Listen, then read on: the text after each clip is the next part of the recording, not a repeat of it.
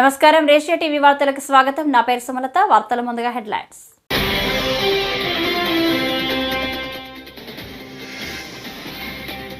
Minority వర్గాలకు తానెప్పుడు అండగా ఉంటారని, వారి సంక్షేమ భద్రతకు ప్రాధాన్యం ఇస్తారని ముఖ్యమంత్రి చంద్రబాబు.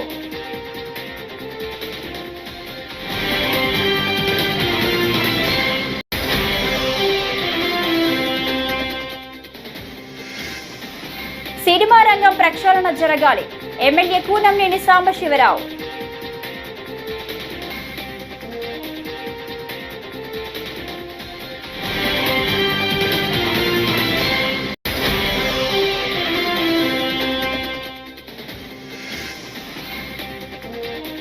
జైలులో మాజీ ఎంపీ నాందిగం సురేష్ కు సజ్జల రామకృష్ణారెడ్డి పరామర్శ.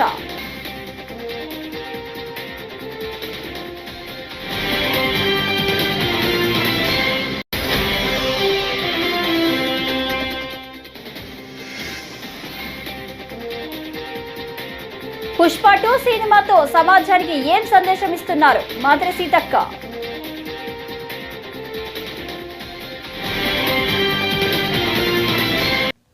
ఇక డీటెయిల్స్ చూస్తే, మైనార్టీ వర్గాలకు తానెప్పుడు అండగా ఉంటానని, వారి సంక్షేమం భద్రతకు ప్రాధాన్యత ఇస్తానని ముఖ్యమంత్రి చంద్రబాబు అన్నారు. రాష్ట్రంలో 5 ఏళ్లు జరిగిన చెడును ఆలోచించి మళ్లీ అది జరగకుండా ముందుకు వెళ్లాల్సిన బాధ్యత ప్రతి ఒక్కరిపై ఉందన్నారు. పేదల పట్ల, ధర్మాన్ని నమ్మిన వారి పట్ల దేవుడు ఎల్లప్పుడూ అండగా ఉంటారని, మళ్లీ మంచి రోజులు వచ్చాయని మీ అందరికీ అనుక్షణం అండగా ఉంటారన్నారు. రాష్ట్ర ప్రభుత్వ ఆధ్వర్యంలో సోమవారం విజయవాడ A1 కన్వెన్షన్లలో సెమీ క్రిస్మస్ వేడుకలను నిర్వహించారు. ఈ కార్యక్రమంలో ముఖ్య అతిథిగా ముఖ్యమంత్రి పాల్గొన్నారు. లోక రక్షకుడైన ప్రభు కరుణ కటాక్షాలు ఉండాలన్న ఉద్దేశంతోనే ప్రభుత్వం ఈ కార్యక్రమాన్ని నిర్వహిస్తుందని చంద్రబాబు అన్నారు.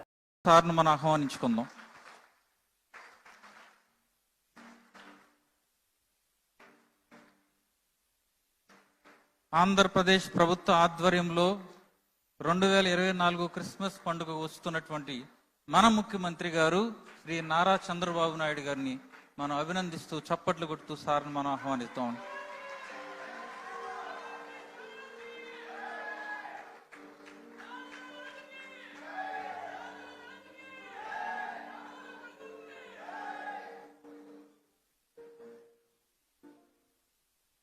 ఒక పక్క విభజన తర్వాత కూడా మీరు ఒకసారి చూస్తే ఏదైతే క్రిస్టియన్స్ కోసం సంక్షేమం కోసం ఎక్కువ ప్రాధాన్యత ఇచ్చాం, చర్చల నిర్మాణానికి ఆర్థిక సహాయం చేశాం. ఇంకొక పక్క మీరు చేస్తున్నటువంటి సేవలకు సహకారంగా ఉండాలని క్రైస్తవ సంస్థలకు ఒక్కొక్క సంస్థకి 10 లక్షల రూపాయల ఆర్థిక సహాయం చేసి మిమ్మల్ని ప్రోత్సహించాం. గుంటూరులో మీరు చూస్తే క్రిస్టియన్ భవనం కోసం 2 ఎకరాల భూమిని కేటాయించడమే కాకుండా ఆ రోజు 10 కోట్ల రూపాయలు ఖర్చు పెడితే కంప్లీట్ కాని బిల్డింగ్ ని కంప్లీట్ చేయాలని 5 సంవత్సరాలు ఆలోచించలేదు. మళ్లీ నేను వస్తానే దాన్ని పూర్తి చేసే బాధ్యత కూడా తీసుకొని తొందరలోనే మీ అందరికి అంకితం చేస్తాం, మీ అందరికి అందుబాటులో తీసుకొస్తాం. విజయవాడలోని CSI సెయింట్ బాలిక బాసిలికా చర్చికి 1.5 కోట్లు ఇచ్చాం. మీరెప్పుడూ ఆ దృష్టి తీసుకొస్తారు. క్రైస్తవ శ్మశాన వాటికల కోసం ఆర్థిక సహాయం చేయమని కోరినప్పుడు ఇది చాలా జనైన సమస్య, దీన్ని పరిష్కారం చేయాల్సిన అవసరం ఉంది. ఇప్పటికే పెద్ద ఎత్తున ఇచ్చాం. భవిష్యత్తులో కూడా మీకు పూర్తిగా అండగా ఉంటామని చెప్పి కూడా నేను మీకు తెలియజేస్తున్నా. ఇదే కాకుండా జెరూసలం వెళ్లే క్రైస్తవులకి మొట్టమొదటిసారిగా ఆర్థిక సహాయం ప్రవేశపెట్టిన పార్టీ తెలుగుదేశం పార్టీ. ఆ విధంగా కూడా మనం ముందుకు పోయాం. ఇంకొక పక్క క్రైస్తవ విద్యార్థుల సంక్షేమం కోసం ప్రీ మెట్రిక్ స్కాలర్షిప్లు గాని, పోస్ట్ మెట్రిక్ స్కాలర్షిప్లు గాని, ట్యూషన్ ఫీజు అంతా కూడా రీఎంబర్స్మెంట్ చేయడం గాని ఇవన్నీ చేశాం. ఈ రోజు ఇలాంటి కార్యక్రమాలు 1-2 కాదు, చాలా కార్యక్రమాలు చేసి మనం ముందుకు పోయే పరిస్థితికి వచ్చాం. వేధించడం అంటే ఎలా ఉండాలో మాకు నేర్పుతున్నారా అని వైఎస్ఆర్సీపీ స్టేట్ కోఆర్డినేటర్ సజ్జల రామకృష్ణారెడ్డి కూటమి ప్రభుత్వాన్ని ప్రశ్నించారు. మీకంటే బలంగా కొట్టగలిగే శక్తి వైఎస్ఆర్సీపీకి ఉందని ఆయన హెచ్చరించారు. మాజీ ఎంపీ నాందిగం సురేష్ అక్రమ కేసుల్లో అరెస్టై 4 నెలలు అవుతుందని, ఆధారాలు లేకుండా సురేష్ పై కేసులు పెట్టారని ఆయన అన్నారు. మంగళవారం గుంటూరు జైల్లో నాందిగం సురేష్ ను పరామర్శించిన తర్వాత సజ్జల మీడియాతో మాట్లాడారు. రేపు జనవరి 6-7 దాదాపు 4 నెలలు అవుతుంది. ఏ కేసు తప్పుడు కేసులని ఎందుకు అంటున్నామంటే, దాని మీద ఎక్కడ ఆధారాలు లేనివన్నీ తీసుకొచ్చేసి అప్పటికప్పుడు తయారు చేసిన వీటితో మూడు-నాలుగేళ్ల క్రితం అన్ని బయటకు తీసి నిజంగా ఆ రోజు మేము అధికారంలో ఉన్నాం. ఈరోజు తెలుగుదేశం పార్టీ వ్యవహరిస్తున్న పద్ధతిలో మేము ఆ రోజు వ్యవహరించుంటే, జగన్మోహన్ రెడ్డి గారు వ్యవహరించుంటే ఈ కేసులన్నీ ఆ రోజు తీసేసి ఉండొచ్చు. అధికారంలో ఉన్నామని అడ్డగోలుగా కేసులు పెట్టలేదు. అధికారంలో ఉన్నాం, మా వాళ్ళ మీద తప్పుడు కేసు ఉంటే వాటిని తీసేయించాలని దానికి పోలేదు. చట్టం తన పని తను చేసుకుపోతుంది. ఏ డిపార్ట్మెంట్లో వాటి పని అవి చేయాలని జగన్మోహన్ రెడ్డి గారు ఏ లైన్ అయితే తీసుకున్నారో దాన్ని ఈరోజు వీళ్ళు రావడమే తెలుగుదేశం పార్టీ వీటన్నిటినీ తోడి లేని కేసులు కొత్తవి పెట్టడం, పాత వాటిలో ఉన్న వాటన్నిటిని ఇప్పుడు బయటకు తీసి మళ్ళీ ఫ్రెష్గా తయారు చేసి ఏమేమి ఏమరపాటుగా ఉన్నామంటే ఉన్నాము. ఎందుకంటే చట్టం తన పని చేసుకుపోతుందంటే న్యాయంగా ధర్మంగా ఉంటారని అనుకున్నాం. నువ్వు ఇలా తీసుకొచ్చేసి అక్రమంగా జైల్లో పడేస్తావు. కోర్టు కేసుల్లోనూ న్యాయస్థానాల్లో సినిమా ఇండస్ట్రీపై తమ ప్రభుత్వానికి ఎలాంటి ద్వేషం లేదని మంత్రి సీతక్క తెలిపారు. అయితే ఎర్రచందనం స్మగ్లింగ్ పేరుతో తీసిన పుష్ప 2 సినిమాతో సమాజానికి ఏం సందేశం ఇస్తున్నారని మండిపడ్డారు. ములుగు జిల్లా లీలా గార్డెన్లో జరిగిన క్రిస్మస్ ఉత్సవాల్లో మంత్రి సీతక్క పాల్గొన్నారు. రేవతి మృతికి పుష్ప సినిమా యూనిట్ కారణమన్న సీతక్క తప్పు చేస్తే ఎంతటి వారినైనా శిక్ష తప్పదని తెలిపారు. స్మగ్లర్ ఇతివృత్తంలో తీసిన సినిమా జాతీయ అవార్డు ఇవ్వడం సిగ్గుచేటని మండిపడ్డ మంత్రి సామాజిక అంశాలు, జాతీయ భావాలు కలిగిన జై భీమ్ సినిమాకు మాత్రం అవార్డు ఇవ్వలేదని ధ్వజమెత్తారు.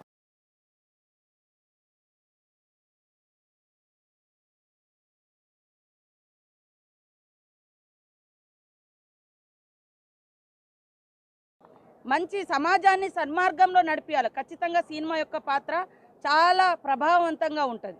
అది మంచి సినిమాలు అయితే మంచిగా ఉంటుంది, చెడు అయితే కూడా అరే ఇట్లా కూడా మనం డబ్బు సంపాదించుకోవచ్చు, దొంగతనం చేసి, లంగతనం చేసి, స్మగ్లింగ్ చేసి, మర్డర్లు చేసి అనేది వస్తే ఎవరు చదువుకోరు, అక్రమ మార్గం పోతారు, సన్మార్గంలో పోరు. కాబట్టి సన్మార్గమైనటువంటి చిత్రాలను మేము ఆహ్వానిస్తూ ఉన్నాం. అదేవిధంగా ఇవాళ బీజేపీ బీఆర్ఎస్ రాజకీయం చేస్తుంది. ఇక్కడ రాజకీయం ఎక్కడదే?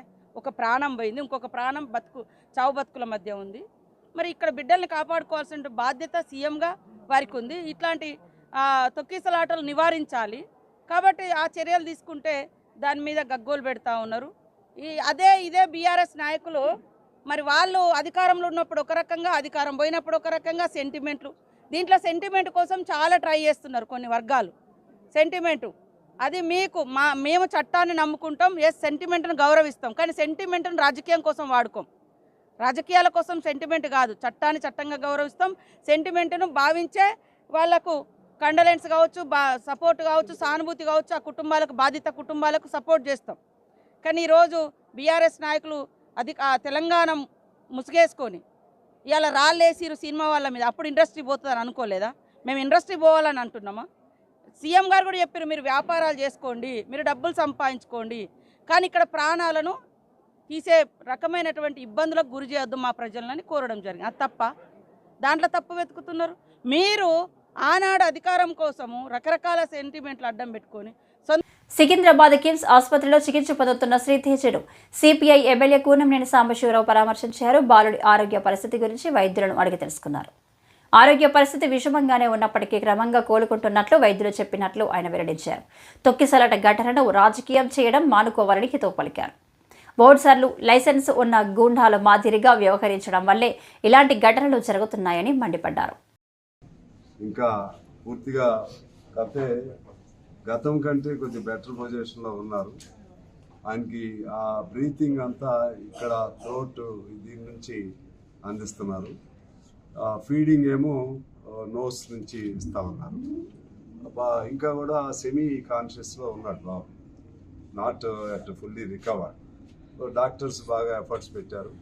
ఇప్పుడే డాక్టర్తో నేను మాట్లాడితే వారు ఏమన్నారంటే సిపిఆర్ పోలీసులు ఇనిషియల్ స్టేజ్లోనే పోలీసులు అక్కడ ఉన్న ఇమీడియట్గా అటెండ్ అయిన వాళ్ళు సిపిఆర్ ఇవ్వబట్టి ఆ బాబు ఆ మేరకు బతకటం జరిగింది. తర్వాత ఇక్కడ వీళ్ళ ఎఫర్ట్స్ రెండు కూడా తోడైంది. ఒకవేళ ఆ బాబు పూర్తిగా రికవర్ అయితే మాత్రం it is a miracle, it's a wonder, right? Because అంత స్ట్రగుల్ అయ్యి ఉండి చిన్నపిల్లాడు కాబట్టి scope is much more. To be revived and recovered. ఆ విధంగా ఉంటుందని భావిస్తున్నాం. ఈ రెండోది, ఈ అంశానికి సంబంధించి ఇవాళ మేము అన్ని పార్టీలుగా యాక్చువల్లీ ఇనిషియల్లీ మేము దీని మీద కాన్సన్ట్రేట్ చేయకపోయిన ఇష్యూ ఆ టర్న్ తీసుకుంది. ఇవాళ ఈ ఇష్యూ అనేది సినిమా వర్సెస్ పాలిటిక్స్ లాగా, లేకపోతే సినిమా ఫీల్డ్ వర్సెస్ గవర్నమెంట్ లాగా, లేకపోతే cinema versus common people, cinema actors versus common people and ఇతర సమాజం.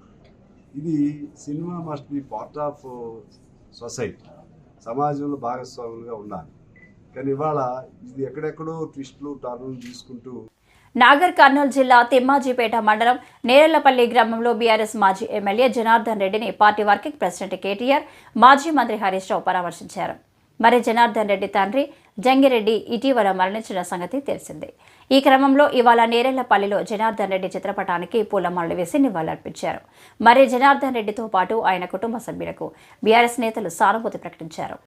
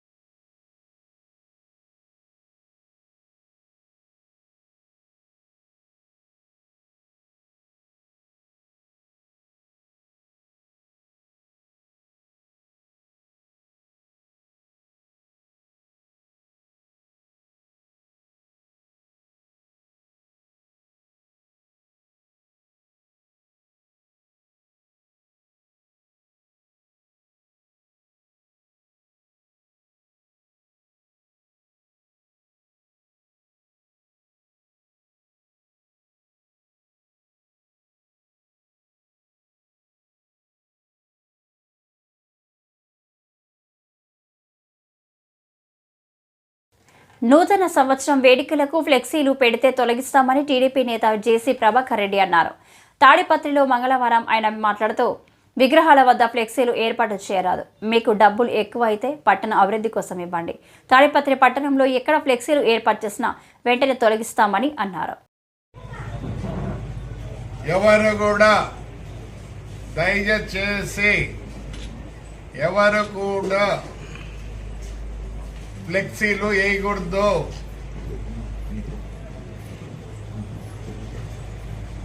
జేసీ ఫ్యామిలీ కానీ ఎవరైనా కానీ ఫ్లెక్సీలు వేయద్దండి. ఆ ఫ్లెక్సీలు ఖర్చు అయ్యేది మీరు ఇక్కడ ఒక బాక్స్ పెడతా, ఈసారికి ఏమన్నా రాని ఆ పార్కును కమిటీ పెట్టి దాంట్లో ఎంత వస్తే అంత ప్లస్ మేము కొంత ఎమ్మెల్యే గారు చెప్పారు కొంత వేసి ఆ పార్కును కొన్ని ఇంకా ఆట వస్తువులు ఎక్కువ పెట్టాలని ఆలోచిస్తాడు ఎమ్మెల్యే. మీరు ఇస్తారో పోతారో అది వేరే కథ, కానీ ఊర్లో ఫ్లెక్సీ కనపడకూడదు. మా గురించి మీరు ఫ్లెక్సీ చూసని పెట్టారు పెద్ద పెద్ద వాళ్ళు, దానిగా పెట్టకూడదు. మేము కొన్ని ప్లేసులు సెలెక్ట్ చేసి పెడతాం, పెట్టుకోండి హాయిగా, మేము వద్దన్నాం. ఏమే ఈ కాలంలో ఫ్లెక్సీలకు ఏంటుంది, గట్లా కూడా ఫ్లెక్సీ పెట్టుకుంటారు. పారిశుద్ధ్య కార్మికులకు రెడ్ క్రాస్ ఆధ్వర్యంలో మంగళవారం నూతన వస్త్రాల పంపిణీ కార్యక్రమాన్ని నిర్వహించారు. Red Cross chairman doctor Jaganmohan Reddy, MLA Aravind Babu నూతన వస్త్రాలు, దుప్పట్లు అందించారు. పట్టణ ఆరోగ్యంగా ఉండేందుకు కార్మికులు చేసే శ్రమ ఎంతో విలువైనదని అన్నారు. ప్రతి ఏడాది క్రమం తప్పకుండా నిర్వహించే ఈ సేవ మంచిదని ఎమ్మెల్యే తెలిపారు. క్రిస్మస్ శుభాకాంక్షలు తెలియజేశారు.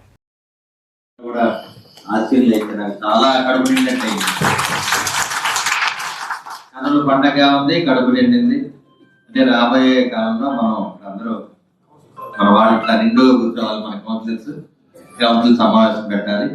అదేవిధంగా మన కమిషనర్ గారి ఆధ్వర్యంలో ఇవన్నీ జరగాలి రేపు రాబోయే కాలంలో. అదేవిధంగా మన పెద్దలు వైద్యం గారు, మీరాబాయి గారు ఉన్నారు, రెడ్ క్రాస్ సొసైటీ అధ్యక్షులు మనసున్న మనిషి మోహన్ రెడ్డి గారు. మాట కరుకులాగా ఉంటుంది కానీ మనసు వెన్న. అదేవిధంగా మురళి గారు కానీ, మరి కొట్టాగర్ గారు, మరి నవాబు గారు పెద్ద ఆయన అందరూ కూడా అంటే మనం అందరం కూడా కలిసికట్టుగా పనిచేసుకోవాలి. ఒక మానవత్వం ఉన్న మనుషులుగా మనం పెరగాలి. మెయిన్ చిన్న వర్కర్ కావచ్చు, కమిషనర్ కావచ్చు, ఎమ్మెల్యే కావచ్చు, అందరం కూడా కలిసికట్టుగా పనిచేయాలి. అంటే ఏదైతే ఇప్పుడు మీరు చేసే పని పారిశుద్ధ్య కార్మికులు అందరూ కూడా వేరే వాళ్ళు చేయలేరు, కానీ నేను చేయగలను. నేను తప్పనిసరి చేస్తాను. నేను చేస్తే అందరూ చేస్తాను. కాలంలో కూడా తీసుకున్నా కాలంలో కూడా. రాజ్యసభలో అంబేద్కర్ ని అవహేళన చేస్తూ మాట్లాడిన కేంద్ర హోంమంత్రి అమిత్ షాను తక్షణమే బర్తరఫ్ చేయాలని బీఎస్పీ రాష్ట్ర కార్యదర్శి నేతల రమేష్ బాబు డిమాండ్ చేశారు. ఈ సందర్భంగా మంగళవారం ఏలూరు పాత బస్టాండ్ అంబేద్కర్ విగ్రహం వద్ద ధర్నా కార్యక్రమం నిర్వహించారు. అనంతరం ప్రదర్శనగా బయలుదేరి వెళ్లి జిల్లా కలెక్టర్ కార్యాలయం వద్ద మరలా ధర్నా నిర్వహించి అనంతరం జిల్లా జాయింట్ కలెక్టర్కు వినతి పత్రాన్ని అందజేశారు. ప్రపంచ మేధావి, నవభారత రాజ్యాంగ నిర్మాత డాక్టర్ బాబాసాహెబ్ అంబేద్కర్ గారిని రాజ్యసభలో అవహేళన చేస్తూ మాట్లాడినటువంటి కేంద్ర హోంశాఖ మంత్రులైనటువంటి అమిత్ షా చర్యలను మేము తీవ్రంగా ఖండిస్తున్నాము. ఈ రోజున బహుజన్ సమాజ్ పార్టీ ఆధ్వర్యంలో దేశవ్యాప్తంగా జరుగుతున్నటువంటి కార్యక్రమాల్లో భాగంగా కూడా ఏలూరు జిల్లా కేంద్రమైనటువంటి ఏలూరులో కూడా బహుజన్ సమాజ్ పార్టీ ఆధ్వర్యంలో మేము నిరసన కార్యక్రమం చేపట్టాం. ఈ నిరసన కార్యక్రమం తర్వాత గౌరవ జిల్లా కలెక్టర్ గారికి కూడా మెమోరాండం ఇవ్వడం జరుగుతుంది. ముఖ్యంగా భారత రాజ్యాంగాన్ని ఇచ్చినటువంటి మహోన్నతుడైనటువంటి డాక్టర్ బాబాసాహెబ్ బిఆర్ అంబేద్కర్ గారిని రాజ్యసభ సాక్షిగా అవమానించినటువంటి అమిత్ షాను వెంటనే బర్తరఫ్ చేయాల్సినటువంటి అత్యవసరమైనటువంటి పరిస్థితులు కూడా భారతదేశంలో నెలకొని ఉన్నాయి. కూడా అమిత్ షా అని మోదీ గవర్నమెంట్ వెంటనే తక్షణమే రాజీనామా చేయించి బర్తరఫ్ చేయకపోతే కనుక దేశవ్యాప్తంగా జరగబోయే తీవ్రమైనటువంటి పరిణామాలకి కేంద్ర ప్రభుత్వమే బాధ్యత వహించాల్సి ఉంటుందని చెప్పి సందర్భంగా హెచ్చరిస్తున్నాము. అదేవిధంగా శాఖ మంత్రి అవమానకరంగా మాట్లాడటం చాలా ఖండించదగ్గ విషయం. ఈ విషయాన్ని బహుజన్ సమాజ్ పార్టీ ఖండిస్తోంది. అమిత్ షాను వెంటనే పార్లమెంటు నుంచి బహిష్కరించాలని, మంత్రివర్గానికి బర్తరఫ్ చేయాలని డిమాండ్ చేస్తూ ఉంది. అంతేకాకుండా బాబాసాహెబ్ అంబేద్కర్ గురించి తెలుసుకోవడం కోసం ప్రభుత్వాలు భారత రాజ్యాంగాన్ని విద్యా వ్యవస్థలో ప్రవేశపెట్టాలని ప్రజలందరికీ తెలియజేయాలని ఈ సందర్భంగా బహుజన్ సమాజ్ పార్టీ డిమాండ్ చేస్తూ ఉంది. బాబాసాహెబ్ అంబేద్కర్ పేరుకు కానీ విగ్రహాలకు కానీ అవమానం పవిత్రతను కాపాడేలాగా చట్టం చేయాలని డిమాండ్ చేస్తూ ఉన్నాం. జై భీమ్. కూటమి ప్రభుత్వం విద్యుత్ ఛార్జీలు పెంపునకు నిరసనగా ఈ నెల 27న వైసీపీ పోరుబాట నిర్వహిస్తున్నట్లు వైసీపీ జిల్లా అధ్యక్షులు జెడ్పీ చైర్మన్ మధ్య శ్రీనివాసరావు తెలిపారు. మంగళవారం తమ స్వగృహంలో మీడియాతో మాట్లాడుతూ కూటమి ప్రభుత్వం అధికారంలోకి వచ్చాక 6 నెలల్లోనే కరెంటు ఛార్జీల రూపంలో ఏకంగా 15,485 కోట్ల భారాన్ని మోపారన్నారు. ఎన్నికల్లో ఇచ్చిన హామీలను అమలు చేయడంలో కూటమి ప్రభుత్వం విఫలమైందన్నారు.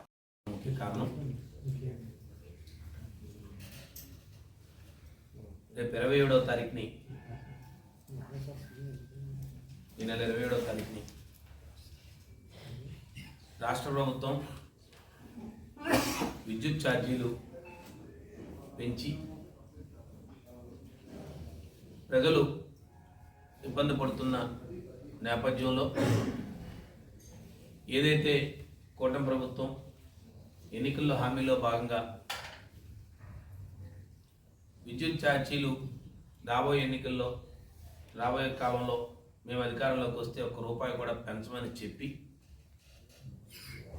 ఇంకా 6 నెలలు పూర్తి కాకముందే ఈ ప్రభుత్వం ఏర్పడి సుమారు 2 దఫాలుగా 15,000 కోట్ల రూపాయలు భారాన్నేసి కేవలం పేద మధ్యతరగతి కుటుంబాలు ఆర్థికంగా చిన్నాభిన్నమయ్యే దిశగా ఈరోజు ఈ ప్రభుత్వం చేస్తున్న విధానాలకు నిరసనగా రేపు 27వ తారీఖుని మా పార్టీ జాతీయ అధ్యక్షులు మాజీ ముఖ్యమంత్రి వైఎస్ జగన్మోహన్ రెడ్డి గారి ఆదేశాల మేరకు మేము జిల్లాలో ఉన్న ఉమ్మడి జిల్లాలో ఉన్న 9 అసెంబ్లీ నియోజకవర్గాలు అలాగే విజయనగరం జిల్లాలో ఉన్న అన్ని అసెంబ్లీ నియోజకవర్గాలకి మరి స్థానికంగా అక్కడున్న విద్యుత్ శాఖ అధికారులకి ఒక మెమరాండం సమర్పిస్తామని మీ అందరికీ తెలియజేస్తూ అకాల వర్షాలతో నష్టపోయిన అన్నదాతలు ఆందోళన చెందవద్దని ముఖ్యమంత్రి చంద్రబాబు నాయుడు ఆదుకుంటారని గజపతి నగరం మాజీ ఎమ్మెల్యే డాక్టర్ కొండపల్లి అప్పలనాయుడు అన్నారు. మంగళవారం ఇక్కడ విలేకరులతో మాట్లాడుతూ అన్ని విధాలా నష్టపోయిన రైతాంగాన్ని రైతు పక్షపాతి ప్రభుత్వం ఆదుకుంటుందని చెప్పారు. ఈ కార్యక్రమంలో టీడీపీ నేతలు బండారు బాలాజీ, మిత్తిరెడ్డి వెంకటరమణ, అట్టాడ లక్ష్మణాయుడు, ఎడ్ల గోపి పాల్గొన్నారు.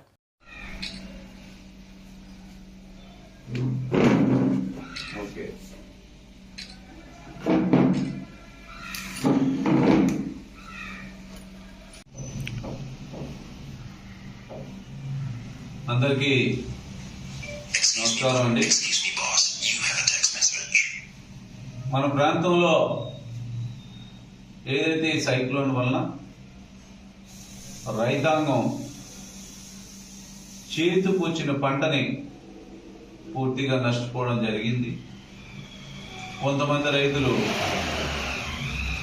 పంట కోసి దెబ్బలు పెట్టడం వలన, కొంతమంది పొలాల్లోనే చేను ఉండిపోవడం వలన ఏదైతే కానీ రైతాంగం పూర్తిగా నష్టపోయింది. రైతు పక్షపాత ప్రభుత్వం అయిన చంద్రబాబు నాయుడు గారు రైతులను ఖచ్చితంగా ఆదుకుంటారని, రైతులు ఎవ్వరూ ఆందోళన చెందాల్సిన అవసరం లేదు. ఎవరైతే కోసి దెబ్బలు వేశారు కూడా వాళ్ళని కూడా మన ముఖ్యమంత్రి గారు నారా చంద్రబాబు నాయుడు గారు ఆదుకుంటారని తెలియజేయడానికే ఈరోజు మిమ్మల్ని అందరినీ పిలిచడం జరిగింది. ఈరోజు రైతు 4 నెలలు కష్టపడి చేసిన పంటని అకాల వర్షాలు, నేచురల్ కెలామిటీ ఎవరి చేతిలో లేనిది, పండిన పంట అంతా నీళ్ల పాలైపోయిన తరుణంలో మన ముఖ్యమంత్రి గారు పంటల్ని క్రాపింగ్ వేశారో వాళ్ళని కూడా ఆదుకోవడానికి రైతు పక్షపాత ప్రభుత్వమైన మన ప్రభుత్వం, మన ముఖ్యమంత్రి నారా చంద్రబాబు నాయుడు గారు ముందుకు వస్తున్నారు. రైతులు, రైతు కుటుంబాలు ఏ విధమైన సరే ఆందోళన చెందాల్సిన అవసరం లేదు. మనల్ని ఆదుకోవడానికి చంద్రబాబు నాయుడు గారు ఉన్నారని తెలియజేయడం కోసం, మీ ద్వారా ప్రజలందరికీ తెలియజేయడం కోసం రాజంపేట వైసీపీ కార్యాలయంలో విద్యుత్ ఛార్జీల బాదుడుపై పోరుబాట పోస్టర్లను మంగళవారం జిల్లా అధ్యక్షుడు అమర్నాథ్ రెడ్డి ఆవిష్కరించారు. విద్యుత్ ఛార్జీలు పెంచబోమని అధికారంలో వచ్చిన 6 నెలల్లోనే 3 సార్లు విద్యుత్ ఛార్జీలు పెంచిందని ఆరోపించారు.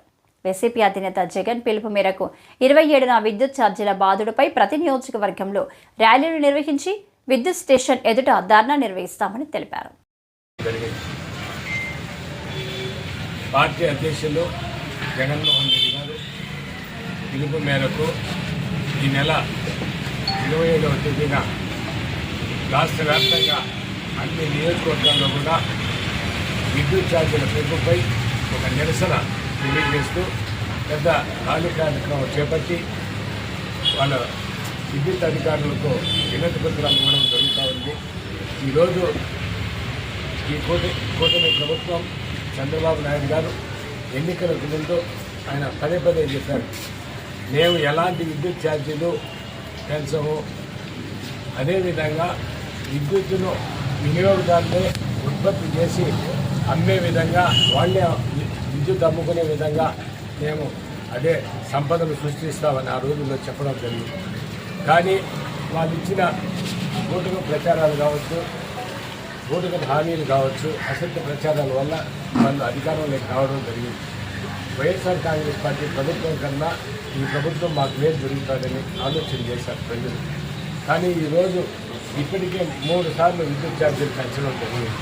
పుంగనూరు మండలం కృష్ణాపురం అటవీ ప్రాంతంలో వ్యక్తి హత్య కేసులో 2 అరెస్టు చేసినట్లు సీఐ శ్రీనివాసులు తెలిపారు. మంగళవారం స్థానిక పోలీస్ స్టేషన్లో ఏర్పాటు చేసిన మీడియా సమావేశంలో సీఐ మాట్లాడుతూ మదనపల్లె మండలానికి చెందిన సోమశేఖర్ రెడ్డి మద్యానికి బానిసై కుటుంబ సభ్యులను వేధిస్తున్నాడు. దీనితో అతని తండ్రి గంగోల్ రెడ్డి సుపారీ ఇచ్చి సోమశేఖర్ను హత్య చేయించాడన్నారు.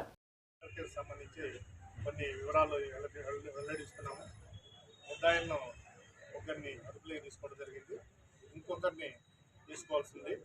అయితే మాకు కేసు పూర్వాపరాలు ఏమంటే 2024 డిసెంబర్ 20వ తేదీన చంద్రమాకులపల్లికి చెందిన పిఆర్ఓ గారు మాకు ఫోన్ చేసి చెప్పి ఇట్లా గుర్తు తెలియని శవం ఒకటి బోయలగడ్డ అటవీ ప్రాంతంలో బాగా కుళ్ళిన స్థితిలో ఉందని చెప్పి తెలపడం జరిగింది. దాంతో మేము గుర్తు తెలియని శవంగా కేసు రిజిస్టర్ చేసి వెంటనే శవాన్ని ఫస్ట్ గుర్తించాలా ఎవరిదనేది దాని మీద మేము చుట్టుపక్కల పల్లెలకు పక్కనే ఉన్న మదనపల్లి అన్నమయ్య జిల్లాకు పంపించడం జరిగింది. ఈ విషయాన్ని తెలుసుకొని వాళ్ళకు సంబంధించిన వ్యక్తులు, వాళ్ళ తల్లి, వాళ్ళ బ్రదరు వీళ్ళందరూ మరుసటి రోజు ఉదయాన్నే స్పాట్కి రావడం జరిగింది. స్పాట్కి వచ్చిన తర్వాత కొన్ని ఆనవాళ్ళు అతనికి సంబంధించినట్టు చూసి వాళ్ళు కన్ఫామ్గా ఇది మా కొడుకు సోమశేఖర్ రెడ్డికి సంబంధించిన శవమేనని చెప్పని గుర్తించడం జరిగింది. అంతటా అతని యాటిట్యూడ్ గురించి తెలుసుకుంటే అతను 10 సంవత్సరాల క్రితం మ్యారేజ్ చేసుకోండి తన తాగుడుబోతుకు లోనై తాగుడుబోతు. ఈ వార్తలు ఇంతటితో సమాప్తం. నమస్కారం.